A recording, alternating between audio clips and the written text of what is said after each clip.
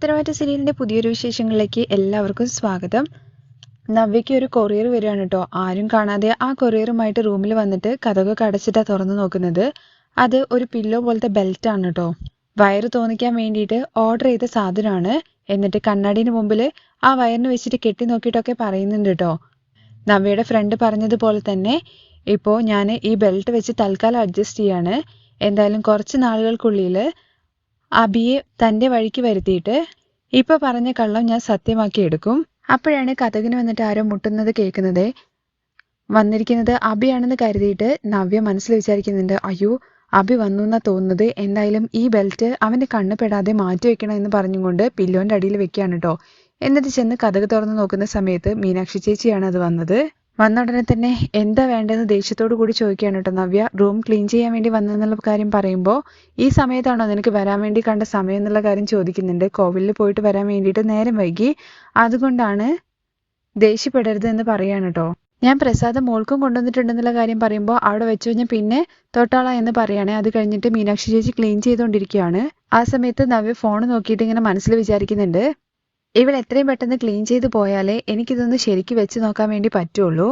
തുടർന്ന് കാണിക്കുന്നത് ഗോവിന്ദനും കനകയും നന്ദുവും കൂടി ചേർന്നിട്ട് വീട്ടിൽ തിരിച്ചെത്തുകയാണ് കേട്ടോ. ഉള്ളിൽ ഗോവിന്ദനെ കൊണ്ടേ ഇരുത്തിയതിന് ശേഷം കനക പറയുന്നുണ്ട്, നല്ല നേരത്താണ് ആദർശമോൻ നമ്മുടെ കൂടെ ഉണ്ടായിരുന്നത്. അവൻ നമ്മുടെ കൂടെ ഇല്ലായിരുന്നെങ്കിൽ എന്താവുമായിരുന്നു എന്നുള്ള കാര്യം പറയുമ്പോൾ ദൈവമാണ് അവനെ നമ്മളെ അടുത്തേക്ക് അയച്ചത്. ഇത് കേൾക്കുമ്പോൾ നന്ദു പറയുന്നുണ്ട് കേട്ടോ, നിങ്ങൾ ഇപ്പോഴും രണ്ടുപേരും മാറി മാറിയിട്ട് ആദർശേട്ടനെയാണല്ലോ പുകഴ്ത്തിക്കൊണ്ടിരിക്കുന്നത്.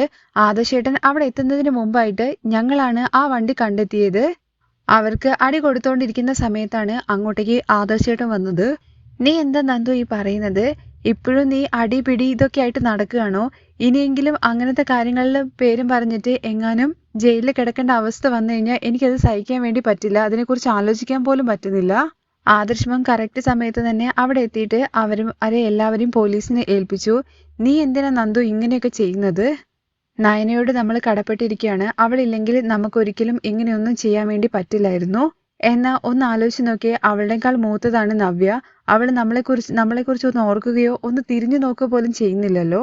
ദയവ് ചെയ്തിട്ട് അവളുടെ പേര് പറയരുത്. അവൾ എൻ്റെ മോളാണെന്നുള്ള കാര്യം പറയുന്നത് തന്നെ എനിക്ക് വെറുപ്പാണ്. എന്ത് ജന്മമാണത്? തുടർന്ന് കാണിക്കുന്നത് റൂം ക്ലീൻ ചെയ്തുകൊണ്ടിരിക്കുകയാണ് കേട്ടോ മീനാക്ഷി. അതിനിടയ്ക്ക് അങ്ങോട്ടേക്ക് അബി കയറി വരികയാണ്. എന്നിട്ട് ഒരു കവർ തന്നിട്ടില്ലായിരുന്നു, അതെടുത്തതാ എന്ന് നവ്യയുടെ അടുത്ത് പറയുന്നുണ്ട്. അതിനിടയ്ക്ക് മീനാക്ഷി ചെയ്യുന്ന മറ്റൊരു കാര്യം എന്താണെന്ന് വെച്ചാൽ ബെഡ്ഷീറ്റ് വലിക്കുന്ന സമയത്ത് ആ പില്ലോന്റെ അവിടുന്ന് ആ ബെൽറ്റ് പുറത്തേക്ക് വന്ന് ഇങ്ങനെ നിൽക്കുന്നുണ്ട് കേട്ടോ. കവർ എടുക്കാൻ വേണ്ടി നോക്കുന്ന നവ്യയാണ് അത് കാണുന്നത്. അയ്യോ, ഈ കവർ എങ്ങാനും അബി കണ്ടു കഴിഞ്ഞാൽ എല്ലാം തീർന്നു. വേലക്കാരി എന്താ ചെയ്യുന്നെന്നുള്ള കാര്യം ഞാൻ നോക്കില്ല, ഞാനൊരു അറിവ് കെട്ടവളാണെന്നൊക്കെ പറഞ്ഞിട്ട് പെട്ടെന്ന് തന്നെ ആ കവർ എടുത്തു തരാൻ വേണ്ടിയിട്ട് അബി വീണ്ടും പറയുമ്പോൾ ഇതാ കവർ എന്ന് പറഞ്ഞിട്ട് എടുത്തു കൊടുക്കുകയാണ്. അങ്ങനെ അബി അവിടുന്ന് പോവാണ് കേട്ടോ. അത് കഴിഞ്ഞ് മീനാക്ഷി അവിടുന്ന് പോവാണ്. എല്ലാ വേലയും കഴിഞ്ഞു എന്നുള്ള കാര്യം പറയുമ്പോൾ നീ ആവശ്യമില്ലാത്ത കാര്യങ്ങളൊക്കെ ചെയ്തു എന്ന് പറയണേ. ഞാൻ എന്താവശ്യമില്ലാത്ത കാര്യം ചെയ്തത്? റൂം ക്ലീൻ ചെയ്യല്ലേ ചെയ്തതെന്നുള്ള കാര്യം ചോദിക്കുമ്പോൾ ദേഷ്യത്തോട് കൂടിയിട്ട് എത്രയും വേഗം തന്നെ ഈ റൂമിൽ നിന്ന് ഇറങ്ങിപ്പോ എന്ന് പറഞ്ഞിട്ട് മീനാക്ഷിയെ ആട്ടി പറഞ്ഞു വിടുന്ന രീതിയിലാണ് കേട്ടോ അവിടുന്ന് നവ്യ പറഞ്ഞു വിടുന്നത്. ദൈവമേ, തൽക്കാല ആശ്വാസം, അബിന്റെ കണ്ണ് പെട്ടില്ല എന്ന് ആശ്വാസത്തോട് കൂടിയിട്ട് നവ്യ പറയാണ്. തുടർന്ന് രാവിലെ എല്ലാവരും കൂടി ഇരിക്കുകയാണ് കേട്ടോ. ആ സമയത്ത് ദേവയാനി അങ്ങോട്ടേക്ക് ഇങ്ങോട്ടേക്ക് നടക്കുന്നുണ്ട്. ഇത് കണ്ടുകൊണ്ട് ജലജ വന്നിട്ട്, ഓ ഇന്നലെ പോയ മോൻ ഇന്ന് രാവിലെ ആയിട്ടും തിരിച്ചെത്തിയില്ല. ആ ടെൻഷൻ അടിച്ച് അങ്ങോട്ടും കൂടി നടക്കുകയാണല്ലേ, ഇനിയും ടെൻഷൻ അടിക്കുക എന്ന് മനസ്സിൽ പറയുന്നുണ്ട്. അത് കഴിഞ്ഞ് നേരെ നൈസായിട്ട് അബിയുടെ അരികിൽ ചെന്നിരിക്കുകയാണ് കേട്ടോ. എന്നിട്ട് ഇന്നലത്തെ മോൻ പോയിട്ട് ഇതുവരെ വരാത്തതിൻ്റെ ടെൻഷനിലാണെന്നുള്ള കാര്യം പറയുമ്പോൾ അവിടെയാണെങ്കിൽ പ്രതിമകളെല്ലാം വെള്ളത്തിൽ പോയി, അത് കാണാത്തതിൻ്റെ ടെൻഷനിൽ അവിടെയും, ഇവിടെയാണെങ്കിൽ ഈ ടെൻഷനിൽ അങ്ങോട്ടും ഇങ്ങോട്ടും ചുറ്റിക്കറങ്ങിക്കൊണ്ടിരിക്കുകയാണ്. കാണാൻ നല്ല രസമുണ്ടല്ലോ അമ്മയെന്ന് ചോദിക്കുകയാണേ. ഇത് കേൾക്കുമ്പോൾ ജലജ സൂപ്പർ ആയിട്ടുണ്ടടാന്ന് പറയണേ. അങ്ങനെ കാറിന്റെ ഓണ് കേൾക്കുമ്പോൾ നമ്മുടെ ജാനകി പറയുന്നുണ്ട്, ദേ അവരും എത്തിയല്ലോ എന്നുള്ള കാര്യം. അങ്ങനെ രണ്ടുപേരും കൂടി കയറി വരുമ്പോൾ ദേവയാനി ക്വസ്റ്റ്യൻ ചെയ്യാണ് കേട്ടോ.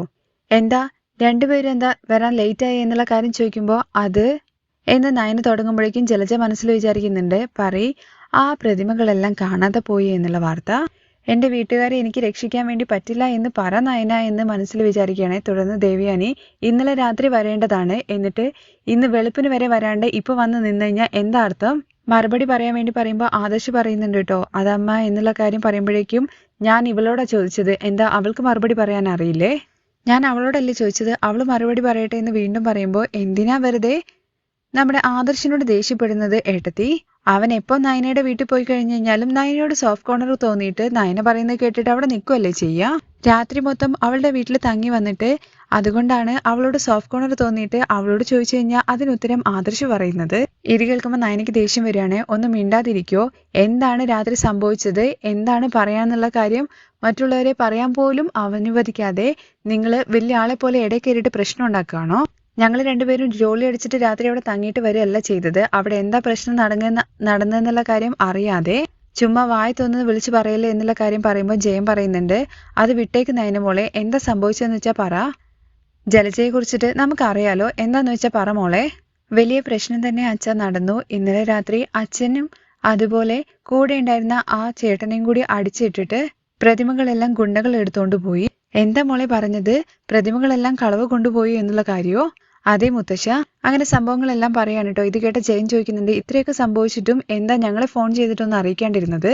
ഇത് കേൾക്കുമ്പോൾ ജലജ ഇടയിൽ കയറിയിട്ട് പറയുന്നുണ്ട് കേട്ടോ, അതെങ്ങനെ പറയും ഏട്ടാ, ഇത്രയും ഒരു മാസം കഷ്ടപ്പെട്ട് ഉണ്ടാക്കിയ ആ പ്രതിമകളെല്ലാം കള്ളം കൊണ്ടുപോകുന്ന സമയത്ത് എന്തായാലും ടെൻഷനിലല്ലേ ഉണ്ടാവുക. അതുകൊണ്ടായിരിക്കൂലേ നയനമോളെ നീയും എന്നോട് ഇത്ര ദേഷ്യത്തോട് കൂടിയിട്ട് പെരുമാറിയത്. ഞാൻ വിചാരിച്ചു ഇത്രയും വലിയ ആൾക്കാരോട് നീ അങ്ങനെ മര്യാദയില്ലാതെ പെരുമാറുന്നതാണല്ലോ, പക്ഷെ ഇപ്രാവശ്യം പെരുമാറിയത് വലിയ തെറ്റാണെന്ന് ഞാൻ വിചാരിച്ചു പോയി. തുടർന്ന് ജയം പറയുന്നുണ്ട്, ഇത്രയൊക്കെ സംഭവിച്ചിട്ടും പോലീസിൽ ഇൻഫോം ചെയ്തില്ലേ, ഇങ്ങനെയുള്ള ആൾക്കാരെയൊന്നും വെറുതെ വിടരുത്, പോലീസുകാർ പിടിക്കണം എന്ന് പറയുമ്പോൾ നമ്മുടെ അബിക്ക് ടെൻഷൻ ആവാണ് കേട്ടോ. ഇങ്ങനെയൊക്കെ ചെയ്തിട്ടുണ്ടെന്നുണ്ടെങ്കിൽ ഉറപ്പായിട്ടും അവര് കുറച്ച് വലിയ ടീം തന്നെയായിരിക്കും, അവരെ സൂക്ഷിക്കണം. പോലീസിന്റെ അടുത്ത് ഇപ്പം ഇൻഫോം ചെയ്ത് കഴിഞ്ഞാൽ അവരെ പിടിക്കുന്നത് വലിയ ബുദ്ധിമുട്ടായിരിക്കും. ഈ സമയത്തിനുള്ളിൽ അവര് വേറെ നാട്ടിലേക്ക് വിട്ടിട്ടുണ്ടാവും. ഇത് കേട്ടപ്പോൾ നയന പറയുന്നുണ്ട്, അതെ അതെ, കുറച്ച് ലേറ്റ് ആയിട്ടുണ്ടായിരുന്നെങ്കിൽ അത് തന്നെയായിരുന്നു നടക്കുക. കറക്റ്റ് സമയത്ത് ആദർശേട്ടൻ ചെന്നിട്ട് അവരുമായിട്ട് അടിയുണ്ടാക്കിയിട്ട് പ്രതിമകളെല്ലാം തിരിച്ചു കൊണ്ടുവന്ന് അവരെ പോലീസിനെ ഏൽപ്പിച്ചു.